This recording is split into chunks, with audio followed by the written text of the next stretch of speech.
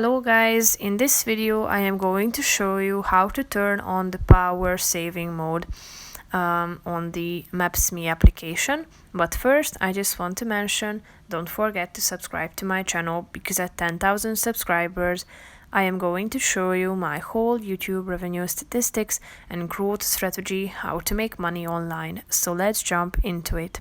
First of all, open the app on your phone and then tap on the more option down below, which is the last option.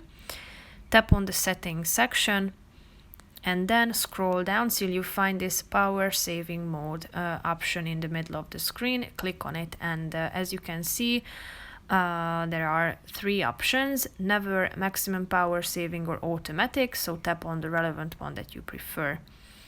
As you can see, when this automatic function or mode is selected, then the Maps.me app will start to disable battery draining.